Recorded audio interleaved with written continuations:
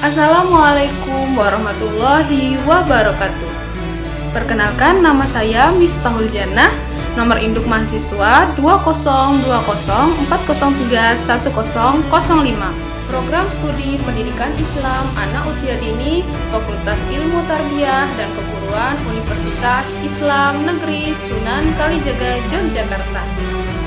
Hari ini saya akan menyampaikan sebuah materi mengenai bolehkah kita melakukan kekerasan terhadap anak menurut pandangan hadis.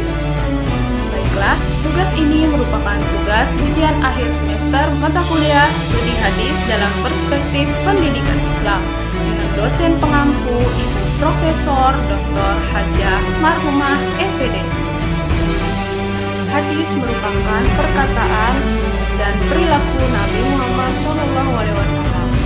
Perilaku tersebut dapat dilihat dari bagaimana cara Nabi Muhammad SAW menyayangi serta menghormati orang lain, terutama anak-anak.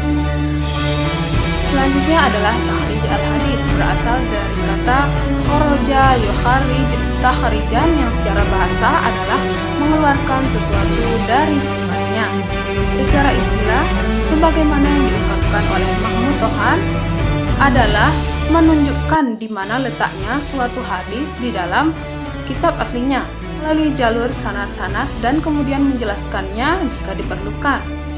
Cara melakukan takhrij al-hadis yang pertama yaitu mengetahui nama periwayat sahabat, yang kedua kata-kata dalam matan hadis, yang ketiga awal kalimat dalam matan hadis, yang keempat suatu tema tertentu di dalam hadis, dan yang kelima sifat tertentu dari hadis.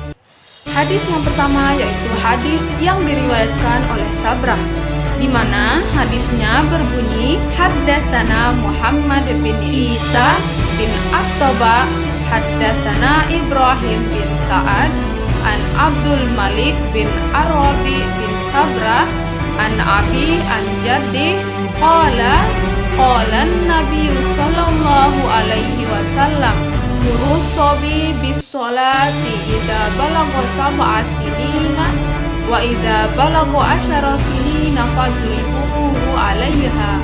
Artinya, telah menceritakan kepada kami Muhammad bin Isa bin At-Taba, telah menceritakan kepada kami Ibrahim bin Sa'ad dari Abdul Malik bin Rabi bin Sabrah, dari ayahnya, dari kakeknya.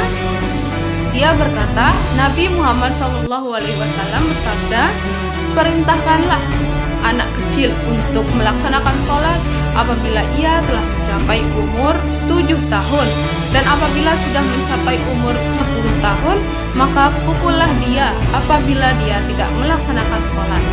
Hadis riwayat Abu Dawud.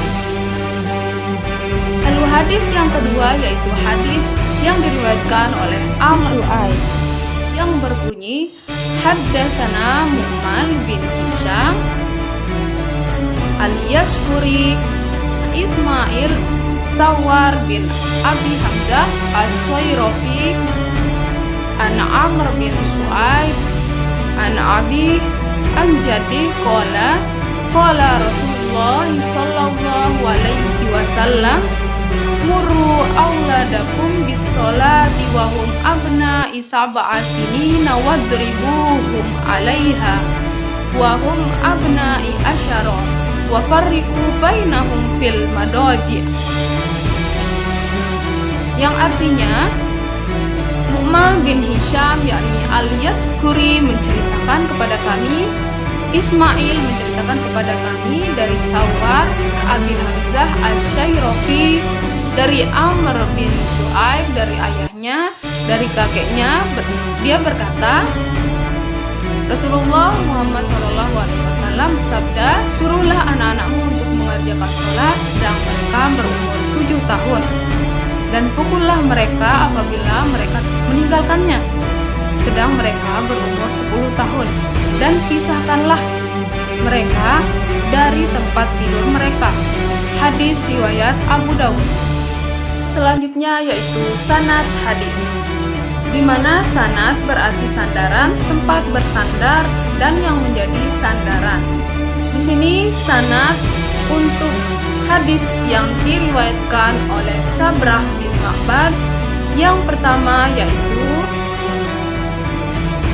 Muhammad bin Isa. Kedua yaitu Ibrahim bin Sa'ad. Yang ketiga yaitu Abdul Mulk bin Robi. Yang terakhir yakni Sabrah bin Ma'bad, yaitu Sabrah bin Ausajah al-Jauhani. Biasanya dipanggil dengan sebutan Abu Surayah. Disebut juga dengan Abu Baljah atau Abu Ar-Rabi al-Madani. Merupakan salah satu sahabat Nabi. Yang kedua yaitu silsilah sanad dari Amr bin Shu'aib. Pertama yaitu Muhammad bin Hisham. Yang kedua yakni Ismail bin Umayyah. Yang kedua yakni Ismail bin Umayyah bin Amru bin Sa'id bin Al-As. Yang ketiga Sawar Abi Hamzah. Yang keempat Amr bin Shu'aib. Yahya bin Sa'id Al-Qattan berkata, hadis yang diriwayatkan oleh Amr bin Shu'aib adalah sikoh. Berikutnya yaitu matan hadis. Matan merupakan perkataan yang disebutkan pada akhir sanad, yakni sabda Nabi Muhammad SAW sesudah disebutkan sanadnya. Matan hadis yang diriwayatkan oleh Sabrah berbunyi, ajarilah anak-anak cara mengerjakan sholat apabila telah berumur 7 tahun, dan pukullah mereka jika mereka sembarang melakukannya atau menunaikannya ketika mereka berumur 10 tahun. Matan hadis yang diriwayatkan oleh Amr bin Shu'aib yaitu, suruhlah anak-anakmu mengerjakan sholat pada umur 7 tahun, dan pukullah mereka apabila mereka meninggalkannya sedang mereka berumur 10 tahun, dan pisahkanlah mereka dari tempat tidur mereka. Kesimpulannya di sini, perintah untuk melaksanakan sholat dilakukan secara tegas pada umur 7 tahun, sebab pada umumnya perintah sholat sudah dilakukan orang tua sejak sebelum usia 7 tahun dengan tujuan agar anak terbiasa melaksanakan sholat. Hadis tersebut memerintahkan bahwa anak umur 10 tahun yang belum mau mengamalkan sholat harus dipukul. Lalu pukulan ini dijadikan sebagai hukuman terhadap anak. Ini bukannya suatu hal yang termasuk kejam, namun hal ini bersifat mendidik. Pukulan itu tidak boleh lebih dari 3 kali, karena akan menyakiti sang anak. Anak-anak harus diberikan kesempatan untuk selalu dapat memperbaiki kesalahannya, sehingga cara-cara keras yang dilakukan oleh orang tua atau diberikan oleh orang tua dapat dihindari terlebih dahulu. Sekian penyampaian materi dari saya. Kurang lebihnya saya mohon maaf. Jika ada kelebihan maka itu datangnya dari Allah Subhanahu wa Ta'ala, dan jika ada kekurangan maka itu datangnya dari diri saya sendiri. Wabillahi taufiq wal hidayah. Wassalamualaikum warahmatullahi wabarakatuh.